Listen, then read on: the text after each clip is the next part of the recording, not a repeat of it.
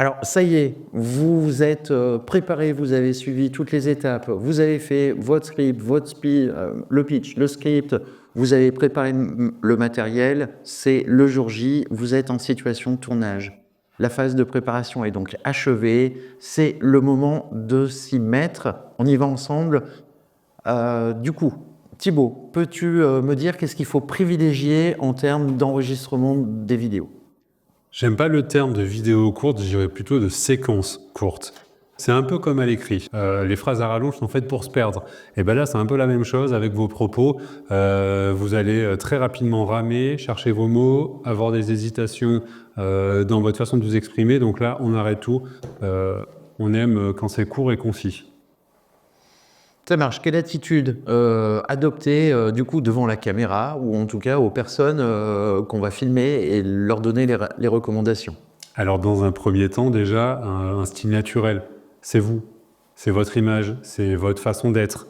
Si vous jouez un rôle, vous allez vous perdre aussi dans vos propos parce que vous allez vous concentrer sur votre façon de faire, votre façon d'être. Donc, je me tiens droit, c'est pratique pour ma respiration, ça me permet de ne pas me fatiguer non plus parce que quand les journées sont en rallonge, ça fait très vite mal au dos d'être assis.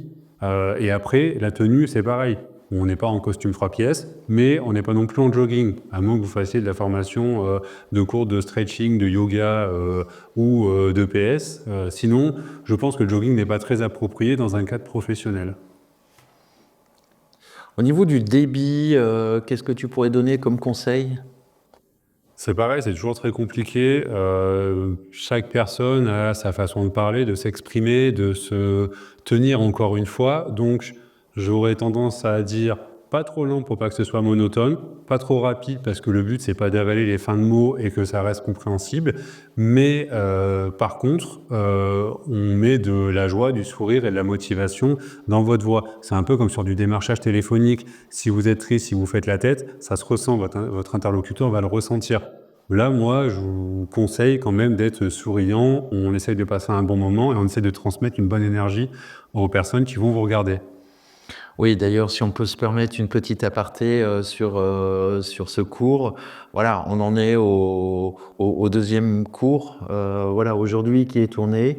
Ça fait à peu près 3 heures qu'on est donc dans une salle qui est fermée, justement pour les raisons qu'on avait évoquées tout à l'heure. C'est-à-dire qu'on ne voit pas la lumière du jour, on a donc nos projecteurs. Ça engendre une certaine fatigue. Donc voilà, savoir garder son dynamisme, le même ton aussi sur lequel on parle, bah, c'est important parce qu'il doit y avoir une forme de fluidité aussi, de continuité, j'allais dire logique, quant à la position des personnes qui sont devant la caméra, qui sont filmées. Oui, nous on le voit assez régulièrement quand on fait intervenir des personnes pour tourner. On voit que la fin de journée, même souvent, il m'arrive d'arrêter des tournages parce que les gens sont hésitants, le contenu est de moins en moins bon, moins pertinent. Donc, il vaut mieux prévoir 2, 3 cours à tourner plutôt que d'essayer d'en faire une pleine valise et qu'on perde en qualité de contenu. En termes de je suis devant la caméra, qu'est-ce que tu pourrais conseiller? Alors, allez, je vais dire peut-être un gros mot pour certains. Prompteur, pas prompteur, qu'est-ce que tu pourrais nous donner comme conseil? Le prompteur est une très bonne chose, à condition que vous ne soyez pas en train de le lire. Et n'oubliez pas que le prompteur va vous demander du travail supplémentaire. Il va falloir préparer, être succinct, être condensé sur ce que vous allez écrire. Donc du coup, ça demande du travail supplémentaire qui peut être un appui, qui peut être positif. Vous pouvez faire comme moi, avoir une tablette dans les mains, avoir une feuille ou avoir un écran posé sous votre appareil qui vous permet de lire ou en tout cas avoir les grands titres et les grandes lignes de votre cours. C'est ce que nous on fait d'ailleurs actuellement. On a le cours sous les yeux qui nous permet de suivre une trame et de ne pas se perdre dans nos propos. Vous pouvez aussi vous servir de votre script, justement, ce qui vous permet aussi de mieux cadrer votre timing si vous en avez prévu un, et du coup de bien dérouler avec votre fil conducteur de toutes les idées que vous voulez enchaîner les unes après les autres. Il y a des trous de mémoire, qu'est-ce qu'on peut faire? Je reste dans la même position et je reprends le début de ma phrase pour pouvoir la couper au montage. Je vais vous donner un exemple assez simple, mais si vous reprenez une phrase en plein milieu, ça va se voir. Il est très compliqué de garder la même intonation, la même tonalité. Et c'est la même chose pour la position. Si je me suis trompé dans une phrase, ça peut arriver. Et ben du coup, je remets mon regard droit dans la caméra, droit dans l'objectif, et on repart pour que le cut soit le plus fluide possible. Si je baisse la tête, si je tourne la tête, et ben vous allez me voir hacher, couper, et c'est beaucoup moins agréable à regarder sur du contenu. En plus de ça, qui est long, aujourd'hui ça se fait assez vite, les jump cuts. C'est le terme technique. On le voit sur du contenu qui est produit par, que vous voyez sur les réseaux sociaux, typiquement Brut, Combini, où vous avez beaucoup de cuts. Moi, c'est quelque chose que j'apprécie pas plus que ça, mais pour de la formation et pour du contenu pédagogique, il faut essayer de supprimer absolument tous ces jump cuts qui sont fatigants quand vos apprenants font passer des heures et des heures sur du contenu. Donc, pour résumer, on va faire des phrases courtes, une idée par phrase, un thème par paragraphe. La vidéo, elle en sera d'autant plus facile à travailler en post-production, hein, lorsqu'on va faire passer, travailler sur la table de montage. Ça permet aussi, comme tu le disais, de reformuler, garder, voilà, j'ai oublié un mot, j'ai un trou de mémoire, je reprends ma phrase ou je reprends le paragraphe. Ça permet aussi un travail de post-production beaucoup plus simple.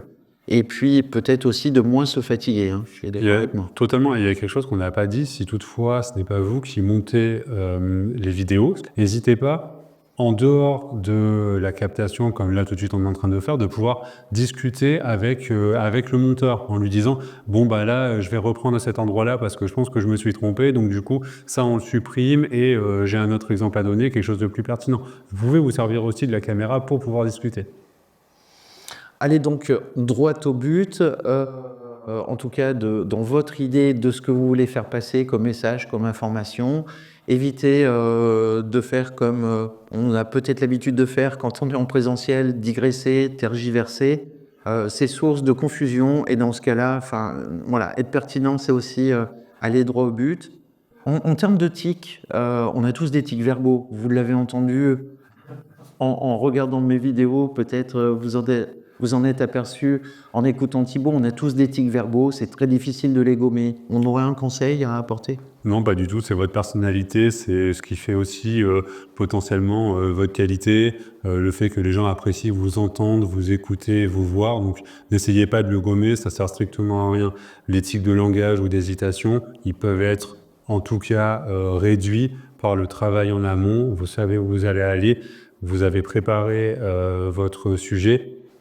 Il faut être naturel. Si vous commencez à réfléchir, à aller chercher des mots compliqués que vous n'avez pas l'habitude d'utiliser, vous allez vous perdre et vous allez avoir beaucoup de moments de flottement et d'hésitation, ce qui va créer des cuts au montage. Donc, simple, concis, efficace. Eh bien justement, on va anticiper le montage vidéo.